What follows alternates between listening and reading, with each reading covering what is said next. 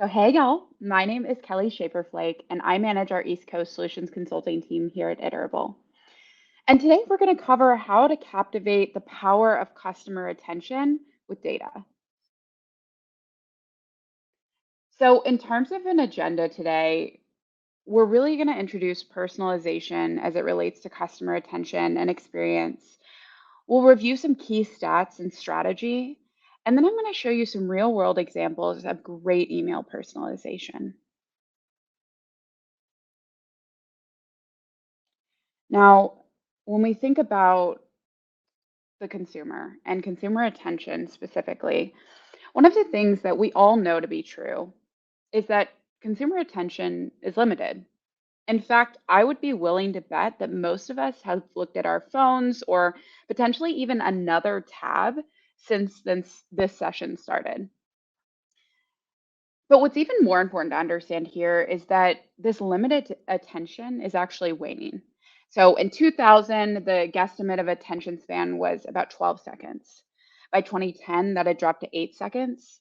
And early 2022 research suggests that attention span may now have dropped to 5 seconds.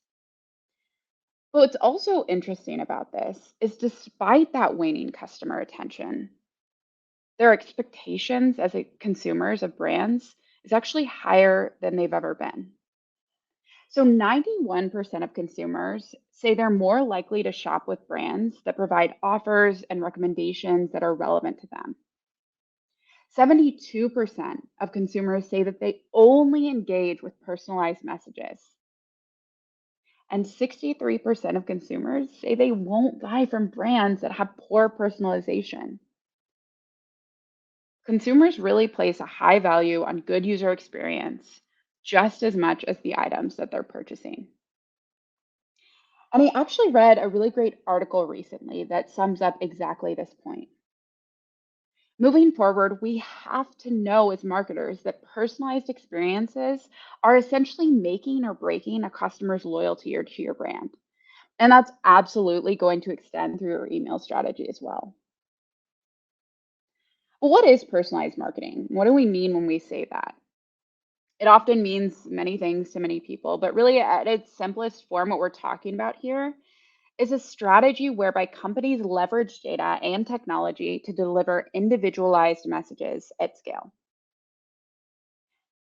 But what's interesting about this is despite that being the case, despite this high consumer expectation about personalization, only 60% of consumers agree that brands offer a somewhat personalized experience. Which is wild because we know that personalization is so crucial if you want to succeed. For a final stat, right? 77% of customers are less likely to purchase from a brand when they receive emails, push notifications, or text messages that have deals they aren't interested in. And so all of this really sums up to the idea that personalization is fundamentally easier said than done. In fact, I would go to so far as to say that personalization at scale is it's really hard. And as much inherent value as personalization offers to marketers and their messaging strategy, it really just doesn't come without its challenges. In fact, a recent Gartner report for top marketing predictions predicted that by 2025, 80% of marketers who have invested in personalization strategies will actually abandon their efforts, citing lack of ROI, the perils of data management, or both. Now, that's a pretty shocking prediction. So, how can we break this down and make it easier? Well, first, I think we should talk about how we as marketers can create the perfect pairing of the customer and their experience. These moments that really solidify those long lasting connections and loyalty to your brand. And we do this by highlighting the right characteristics, matching profiles, and complementing experience. And that's really the name of the game here. So, in our marketing context, and for today, what does make a perfect pairing of the customer and the experience?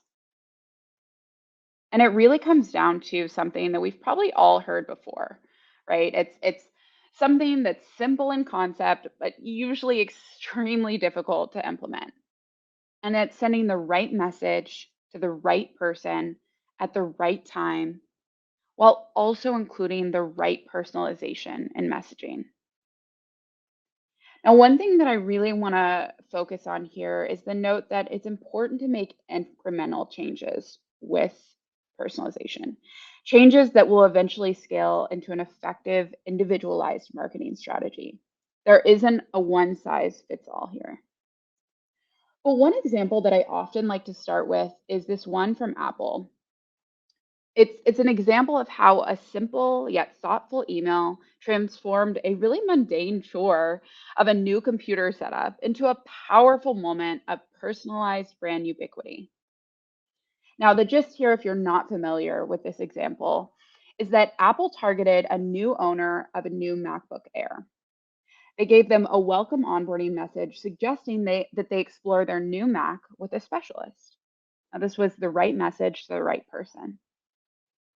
But the message itself was actually delivered 20 minutes after FedEx confirmed that the package had been delivered. This is the right moment. I know one thing about me specifically, and maybe you all as well, is that whenever I get a new laptop, specifically a new MacBook, I am always so excited, but I always dread the several hours that it's going to take to set up. I always know there are going to be new features that I'm missing out on just because maybe I haven't heard of them or I'm not familiar with them.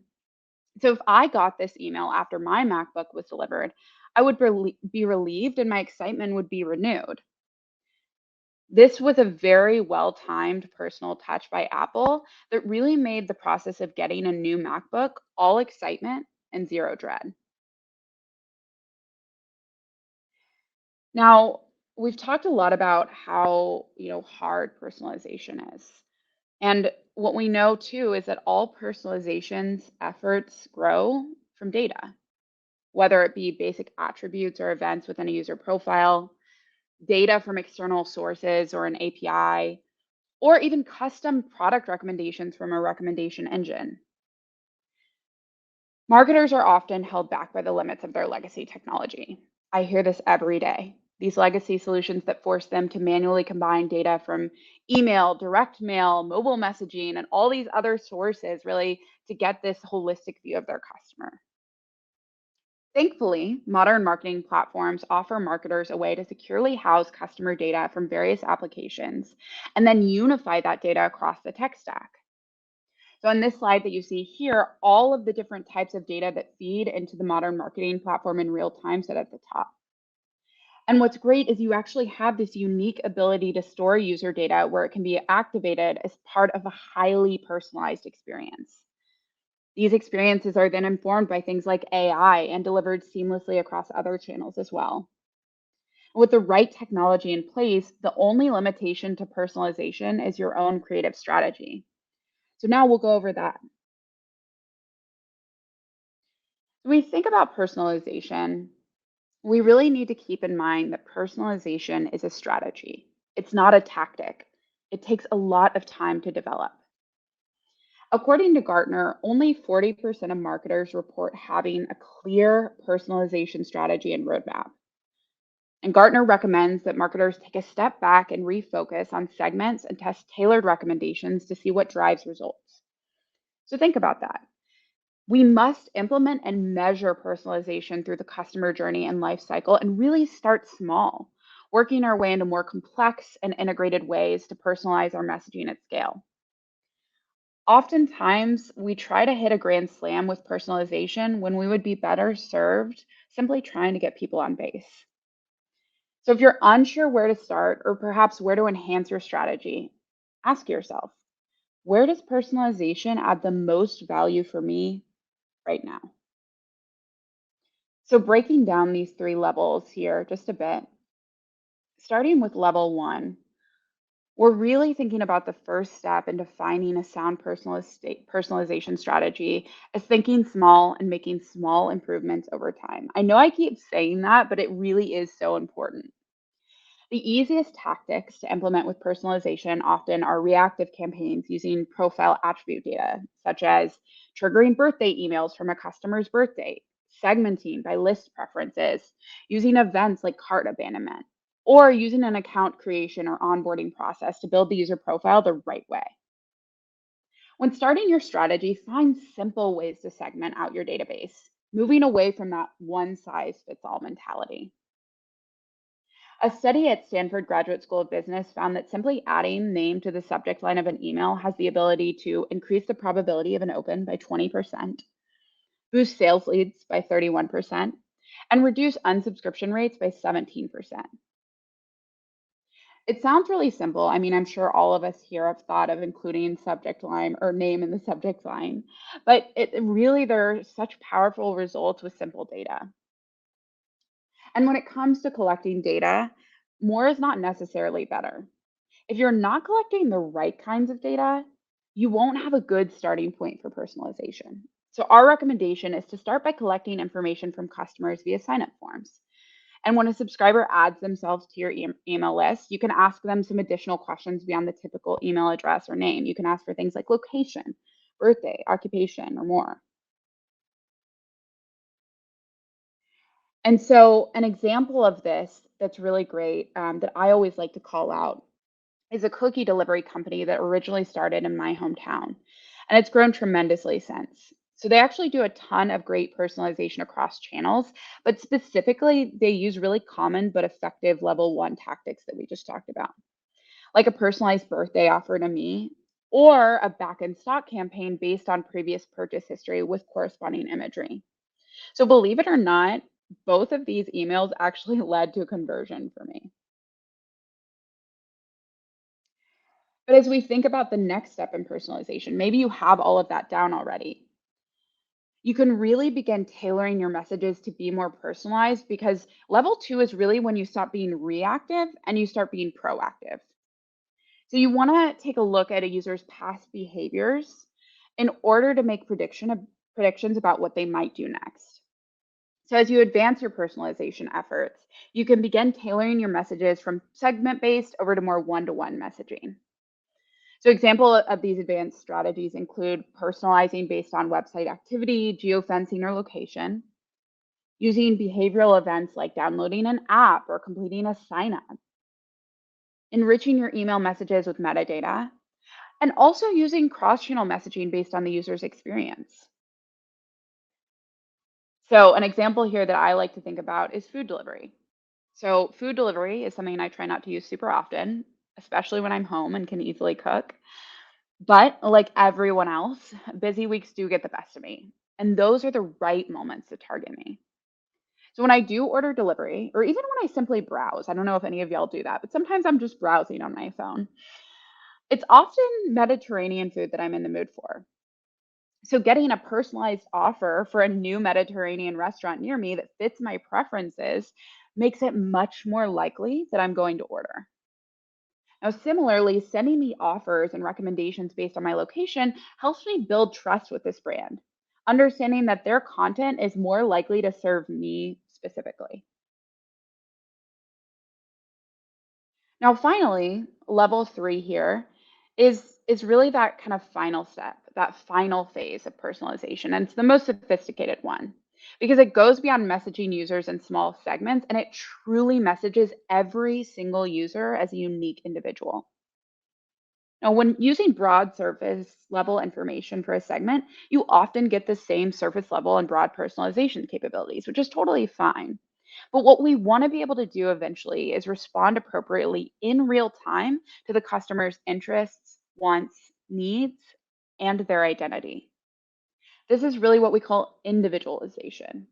And this takes into account various profile, behavioral, and life cycle data points in order to create highly personalized messages for your customers and can even predict user behavior.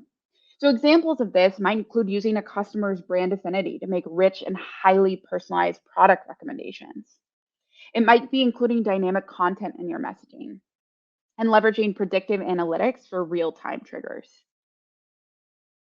So let's take a look at an example that I recently came across. So one of the things I promised myself going into this year was I wanted to get back some of the Spanish, excuse me, that I lost. So I started a language learning app. And what they did here was so great. It was such a data-driven experience. So not only do I actually get a week over week summary, but I'm getting comparisons. I'm also getting custom CTAs to download the app early on, and then once I do, I'm never getting that CTA again. I'm also getting daily reminders to complete my lesson if I haven't done it by a certain time of day. All of these things taken together makes the experience feel much more human and bespoke to me as an individual. So now that we've talked about kind of these three levels individually, I want to talk you through an example of how these three levels can come together in a fitness tracking app that I use. So, one of the things to know about me is I am actually really into outdoor activities like biking, trail running, and hiking. So, I downloaded and signed up for a bicycle and hiking social app. I really wanted to not only keep track of my progress, but try and get better every single week. So, during registration, I supplied some basic demographic information like name, birthday, location. I also opted in to receive new challenges and monthly stats via email. And they really highlighted the benefits of opting into email by using verbiage like track your progress and beat personal records. And this really spoke to me because being able to consistently improve was actually the main reason that I downloaded the app. They had a short but effective onboarding process and they made it easy to get going. During the process, I completed a short survey about which activities I participated in most. And so this not only personalized which challenges I would see within the app itself, but it also let the marketing team know which content I wanted to see in emails. Now, from there, as part of the welcome series, I immediately received an email prompting me to get started with my activities. It encouraged me to provide more information about myself, like my weight and heart rate, in order to receive more accurate activity analysis. I definitely wanted my activity to be as accurate as possible, so I clicked that link right away. And then from there, I was really able to get quite targeted with the engagement I was having with the app. So what I mean by that is I started recording my activities and engaging with emails on a regular basis. I actually didn't opt in to push, so my primary channel of communication was email. And one thing about me is I always check my email on Saturday and Sunday mornings, and then I'll go for a hike in the afternoons. And what this company was able to do was identify when I was engaging with email, where I was hiking, and at what days and times. And because my user profile contained all of this valuable information, the company sent me emails every Saturday morning with personalized content recommendations and suggested challenges for my weekend hike.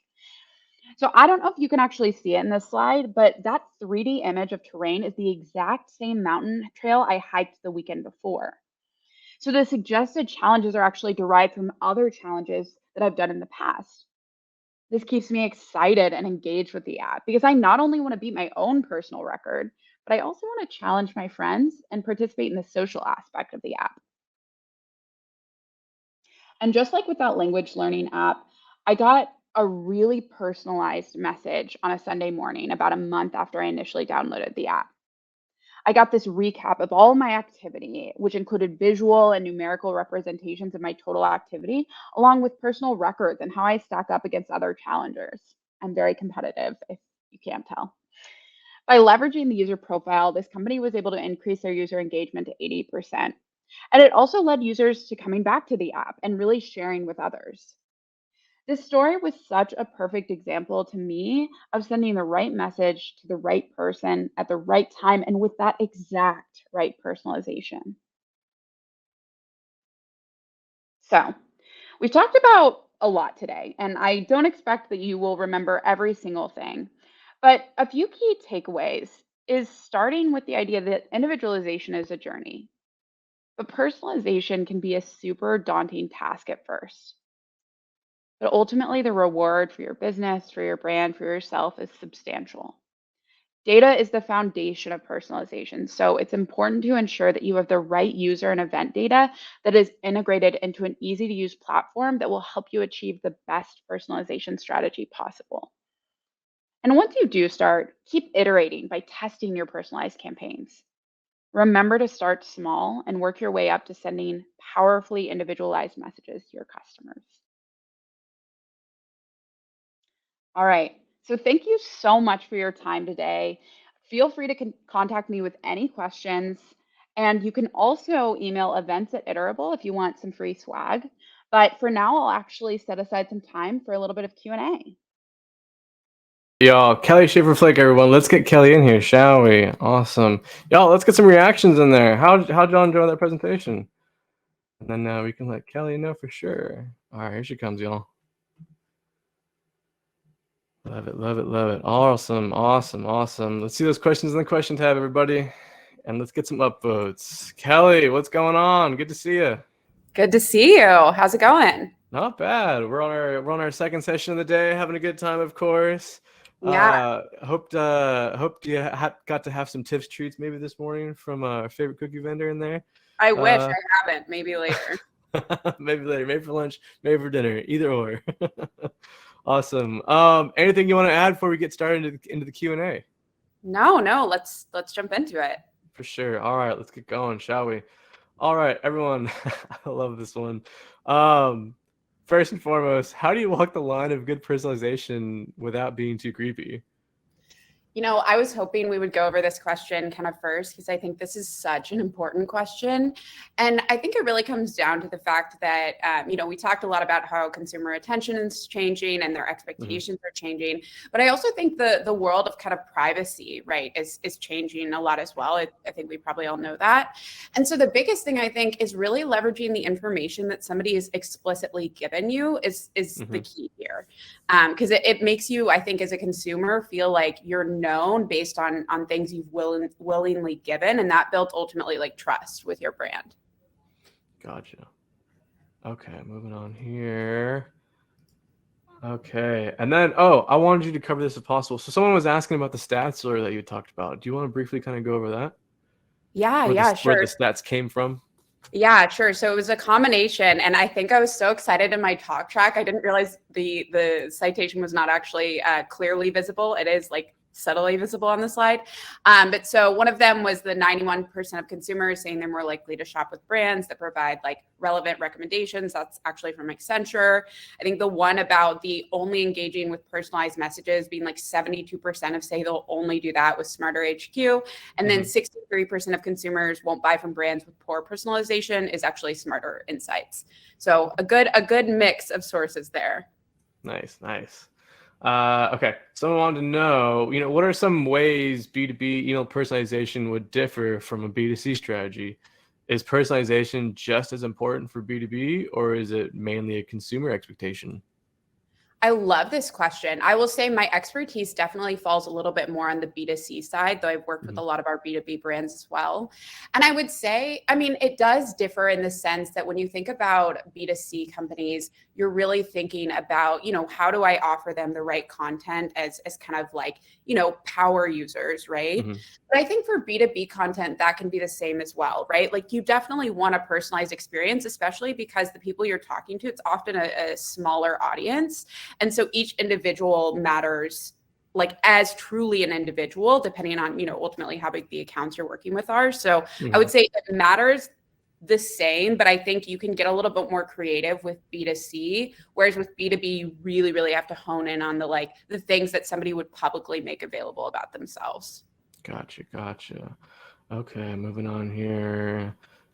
Let's see. Okay, cool. So someone wanted to know, how many paths of personalization do you recommend? This is a lot of manpower for each path. How would you staff this accordingly? Yeah, I think so. Working in technology, I think so much of this is how can you ultimately start to automate it? Right. So if you are starting small, right, if you're in that level 1 of personalization, I think really think through strategically, what is your brand, right? Like, what are the things that your customers are most likely to think about or engage with? It's totally variable, right? Like if you're an e-commerce company versus like, a mobile app, right, where you have a subscription model, like those are going to be different things. But I would start to think on based on what you know about your consumers, focus on a couple of things and really incorporate a lot of the testing. And then once you find what works, right, what's working best, then move on to that next level. But really, I want to stress the importance here of automation. So if you can get the tools in place to like configure some of these things as set it and forget it journeys, like that's not only going to save time with that manpower, but that also with that saved time, you can start to explore those more advanced personalization elements. So yeah, I hope that answered the question. I think that answers it. Heck yeah. Okay, moving on here, shall we? Y'all, we've got time for one more with Kelly. So Kelly, let's see here. What is the most creative default you've seen for first name? Like the way I'm interpreting that as is if you don't have somebody's first name, like if you have a default value that you use, it really depends. Like I think some brands are a little bit like cheekier and they'll be like, have you heard about this new offer, girly or superstar or whatever? And like it can get really silly. But then I also think there's simplicity in just avoiding that, because I think it becomes clear when you don't have somebody's like first name and there's a placeholder value. The most obvious one I think we've all seen is like, hey there, right? And so I think where possible, like if your brand has kind of like a fun tone and a fun voice, certainly like use that like superstar or like, I don't know, whatever. But if that's not available to you, then I would keep it more focused on the content and maybe just like omit the value overall. So keep the first name at the end and then just try to not. But I will say, last thing I'll say on that is really A/B testing is so key here. So you can actually run tests to see, hey, does a default value like have more of an impact than just like nothing? And again, it's going to vary for every brand. But I actually I want to acknowledge one more question in the chat. Yeah, I know we had go time ahead. for one more, but it's from Jake and it's one of my favorite questions of all time. And it's Tiff's Treats, which is a Texas cookie delivery brand, versus Crumble cookies. And my answer to that is both. I think any and all cookies are fair game, and it depends on what your vibe is for the day. So I know that's not a substantive question maybe for everybody, but I really liked it. Now I want a snickerdoodle, a hot and fresh snickerdoodle from Tiff's Treats, fresh delivered. Oh, I love those. Man, you got me thinking about cookies. Yeah. This afternoon. Awesome. Kelly, thank you so much for being here. Thank you for taking time out of your day to be here with us. I'm so happy you got to join us for your first email camp. Anything you want to leave us on before you head out? No, thank y'all for your time. And, personalization's hard. So thanks for paying attention and sticking with me. Heck yeah. Kelly Schaefer Flick, everybody. Thanks for being here, Kelly. Take care.